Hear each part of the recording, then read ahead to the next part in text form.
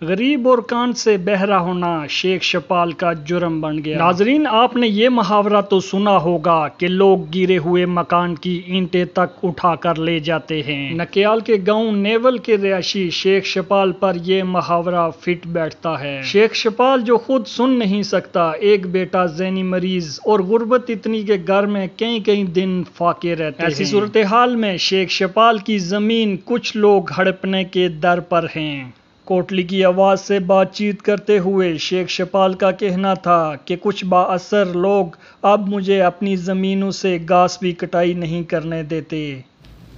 जनाब, गल है मैं गरीब आदमी हाँ, कन्ना थी टोरे मैं बिल्कुल तो कन्ना चुना बुझी सकना। मैं केस करने काबल ना,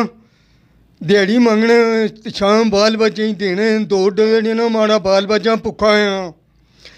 लिहाजा ये गल है अस रकमा कोई नहीं बेचा, उन्होंने रकमा बेचा, घराट बेचा, जड़ा रहना वो भी बिकिया, उस त्रै भेना हिस्सेदारियां दो बेचिए तो तरीकी कोई नहीं देने, वो माड़े को खसने रकमा का त्रीया हिस्सा पूरा करने, रोज़ पुलिस भेजने, राती पत्थर चलना, मी जान ना खतरा है जनाब, मैं कुदर जा माड़े को करे नसीब जी कुदर जा, इतना मजबूर है राती पत्थर चलना। ते काशा बंद स्टे आर्डर मारिया, दुए दड़े चपरासी जाना, दुए दड़े पुलिस जाना, मैं इतने पैसे कुतों आना जेह्ड़े मैं उन्हें बेड़े झुट्टा ना, या मैं अग्गें केस कार्रवाई करा, मैं कुछ ना कर सकना। जे गौरमेंट अल्लाह ने ना पर माड़ा कोई मेहरबानी कर सकनी है तो ठीक है, नहीं तो मैं बाल बच्चे मैं अदालतों में आई जाना। साढ़े नानी नाने ने हिस्सा जड़ा वो भी ये खाने सर इन्होंने इंतकाल होई है, साड़ी नानी नाना क्यों नहीं इंतकाल हो, साड़ी वालदा ने क्यों नहीं होया। एक कड़ा कानून है त्रिया की गौरमेंट हक दे ही,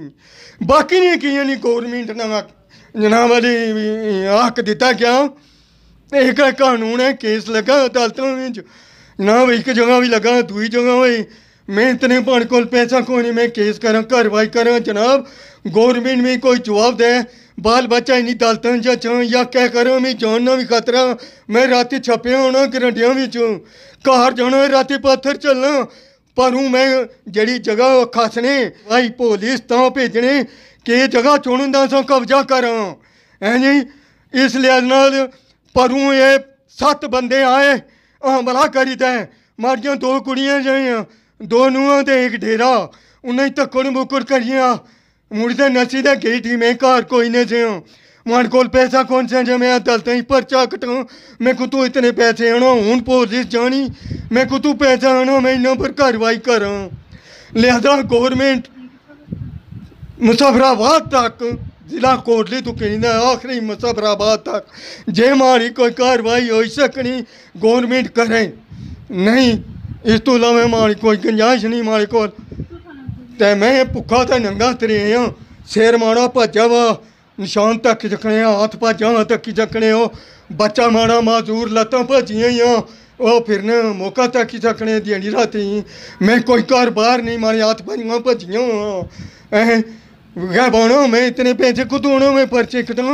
मकान ने पाने नाल इन्ना मंडेरा सटिया कि मकान टट्ठा तो मरिया, मी अल्लाह नहीं मारिया तो मैं जिंदा हाँ, लेकिन माड़ा सिर निशान तको, मारे पैर तको, मारे हाथ तको झूठ फराट कोई नहीं भजे इन्हें राती मकान सटे गए पाना, मारे को पैसे होंगे मैं इतने दे पर्चा कटा, मैं खुला पर्चा ला सारा कोई, मैं इतने पैसे कुतों आना हूँ राती पत्थर चलना ए हूँ और देने पुलिस जानी, फिर आप हमला करिए सुन है जी। दोनों मैं क्या करा, गौरमेंट मारी कोई कार्रवाई करे ना। अच्छा, दरअसल नाजरीन सो कि ये भी बाई छोड़ा कि ये सुन ही नहीं सकना, इस मारे असा इन्होंने पर कोई सवाल ना करना कि यहाँ के वो मुश्किल हो सी है थोड़ी, तो असा इन्होंने जड़ा बच्चा है उस को पूछसा कि तुम उंचाने गए हो सर, असा हुकूमत पुलिस जानी है तो मतलब पैसे ने लिहाज नाल भी अग्गन और महकमे ने लिहाज नाल भी अग्गन आने ना अदालतां साड़ियां, जज साढ़े वकील साढ़े, अलबत्त हुकूमत करिए इल्तमास है साड़ी कि या तो हुकूमत असें राहदारी दी छोड़े तो या साड़ा फैसला किया जाए। तो कौन कौन मुलव्वस आ, कौन बासर शख्सियात न जड़ियां इस किस्म ना हरकत करनी है? सर जी राशिद मुड़ी, शेख रियाज, शेख लालू, खटक असलम, शेख साईं। ठीक है जी जी। तो इन्हें केस कुत्ता कुत्ता लाए हुए केस इन्होंने जिथे जजी विच अच्छा जी कचहरी कचहरियां असां अछने हाँ तो वकील पैसे कई फिरी जाने हाँ तीसरा वकील चेंज किया असां वो भी है तो हूँ कड़ा वकील है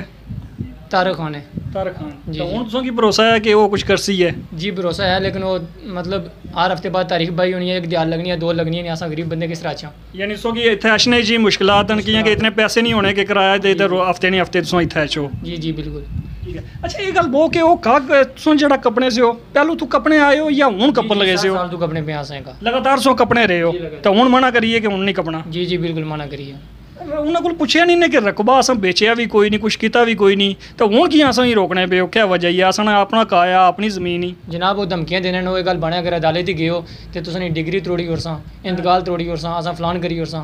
पुलिस भेजने हर त्रिया जेड़ा डराने